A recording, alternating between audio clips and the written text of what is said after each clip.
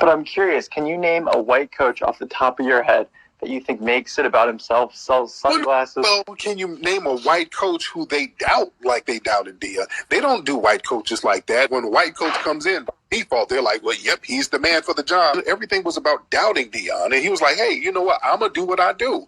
I'm going to come in. I'm going to win. So he was making it about himself as it relates to people doubting him.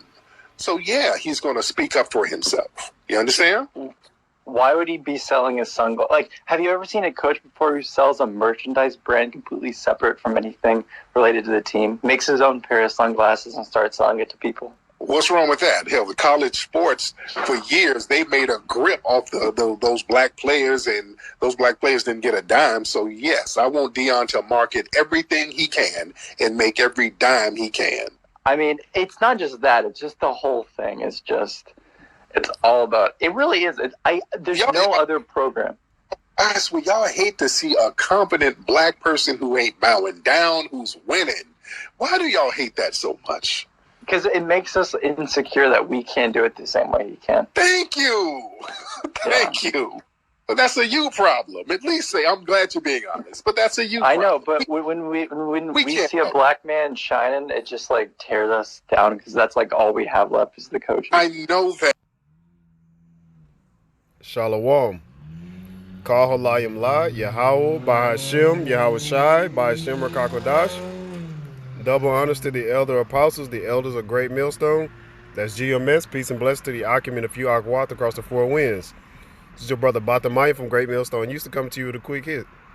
Now, I saw this on a brother's page. It's just a short video, but it just goes to show you how Esau Edom, the self-proclaimed white man, how he hates you so-called Negroes, Latinos, and Native Americans. That's the Israelites. But, in the spirit, I believe that Deion Sanders is actually, either Reuben or Gad. I don't want to say it's a coincidence, but he did play for the Seminoles. He is one of the, top athletes of all times. He's actually one of my favorite athletes. So to see, him coaching his sons and other Jakes, Jakes is short for Jacob, which his name was changed to Israel, which is the progenitor of the Israelites. But this is good to see that he turned his program around instantly. And that's what Esau Edom doesn't want to see, the self-proclaimed white man. He doesn't want to see you so-called Negroes, Latinos, and Native Americans turn programs around or just anything. They know once we get our hands on stuff, we put that salt on there. We put our own flavor. Let me actually get that one first. But I thought the video was actually pretty funny, but it just goes to show you that, they hate us. They hate us because they can't be us. The Lord, Yahweh, Bashem Yahweh Shai, didn't make them, to have that flavor. Even their food is flavorless. But this is St. Matthew, chapter 5, verse 13. Ye are the salt of the earth, but if the salt have lost its savor, wherewith shall it be salted? It is thenceforth good for nothing, but to be cast out and to be trodden under foot of men. So we are the salt of the earth. We have the flavor, even in our low state in captivity.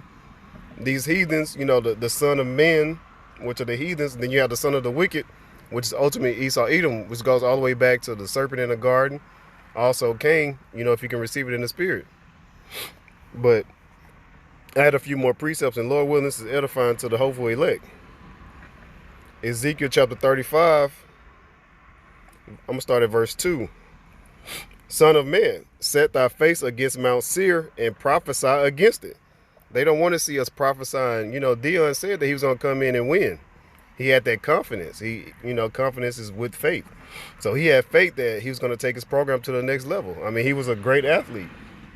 And I was talking to a brother in my camp. He also played, Division I football. Me and him was talking. We both agreed that if Deion Sanders would have, to come to us, when we were coming out of high school, and he was a coach and he was recruiting, it would have been, we wouldn't have much to talk about. We was gonna automatically sign to Deion. Like, why wouldn't you want to sign to Deion Sanders? He's out here. He's lifted these kids, I'll say young men, to new levels. And they don't want to see that type of guidance.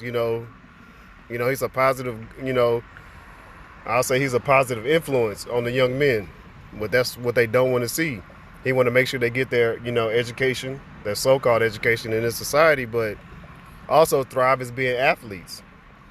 And one thing I do love about Deion is that he brings in former NFL players, future Hall of Famers and Hall of Famers to help coach, which is a great thing. I would have loved to have NFL, one-on-one, NFL players to come in and get one-on-one time, from watching film to working out, and then, just ultimately just working on my craft. But they don't want to see this. But you have men nowadays talking about you're not supposed to prophesy against Esau Edom, the self-proclaimed white man. I mean, why not? He hates us. Matter of fact, let me start going into this. Genesis chapter 36, verse 8. Thus dwelt Esau in Mount Seir. Esau is Edom. And these are the generations of Esau, the father of the Edomites in Mount Seir. So that just goes to show you that Esau, Edom, Esau's name was changed to Edom, which means red. Edom means red. Which, their skin is pretty much translucent. You can see their veins and you can see their blood. They turn pink and red, or you could say orange like Donald Trump, but Esau is Edom. That's where he dwelled in Mount Seir. But, they hate us, and I was actually glad that the Edomite that called in, he spoke the truth. We're living in the time now where the truth is coming out. But you have these so-called leaders in Israel saying you're not supposed to hate. God hates the white man. No, we don't hate the white man. We hate the Edomites. Because it's not just about the skin color. Because, Edomites could be chocolate covered. There's a lot of Edomites, that actually, look like Jake. And then vice versa. There's a lot of Jake that look like Edomites in other heathen nations. Psalms 139 and 21. Do not I hate them, O Lord, Yahweh B'Shem Yahweh Shai, that hate thee. And am not I grieved with those that rise up against thee? I hate them with perfect hatred. I count them mine enemies. So, hey, I hate them, we hate whoever hates Yahweh B'Shem Yahweh Shai. That's our Heavenly Father, Yasharallah, he Prince Power. We're Israel.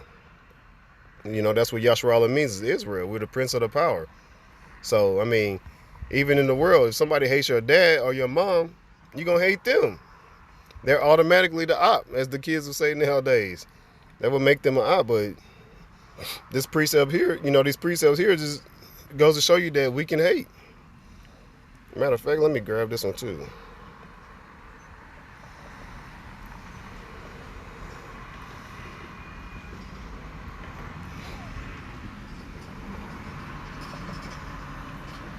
Give me 1 second, Salaki.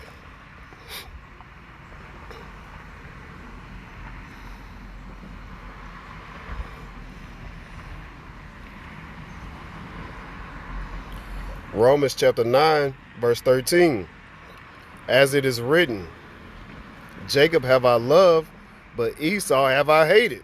So, just to land back off of the Psalms, 139. Oops. The Psalms 139, I hate them with perfect hatred, but do not I hate them that hate thee, O Lord? Hey, it's clear as day. We hate, we dislike, we disapprove, whatever you want to put in there. But we can't wait till Esau Edom is taking out a rulership so we can rule forever. We hate that they're in rulership because they're destroying our earth. The earth was made for the Israelites. They're destroying the air, they're destroying the water, they're destroying the animals, and ultimately the people, especially our people. But I love when brothers say, somebody has to be 2/3. So, hey, if you love your father, the devil, you're going to get the same reward as them. You're going to face the same consequences. But the last precept I had was 2 Esdras chapter 6, verse 9. For Esau is the end of the world, and Jacob is the beginning of it that followeth. So once Esau Edom and these other heathens are out of rulership when the Lord Yahweh Salaki, when the Lord Yahweh sends Yahweh Shai, you know, to come and save us, Lord willing, we of that hopeful elect, that hopeful number, which is the 12,000 from each of the 12 tribes, which makes the 144,000 men, and then the innumerable multitude of the 1/3. You know, we're going to be ruling in righteousness forever. Not only are we going to rule the planet Earth, but, you know, the Lord Yahweh Bashem Yahweh Shai set up many mansions, you know, different galaxies and other planets for us to rule and set up the law, you know, from the law, statutes, and commandments of this Bible. But Lord willing, this was edifying. Salaki, Kal Halayim La, Yahweh, Ba'ashem, Yahweh Shai, Ba'ashem Rakakwadash. Double honors to the elder apostles, the elders of Great Millstone as GMS. Peace and blessings to the Akim and a few Akwat across the four winds. Shalom and the Baba Ball.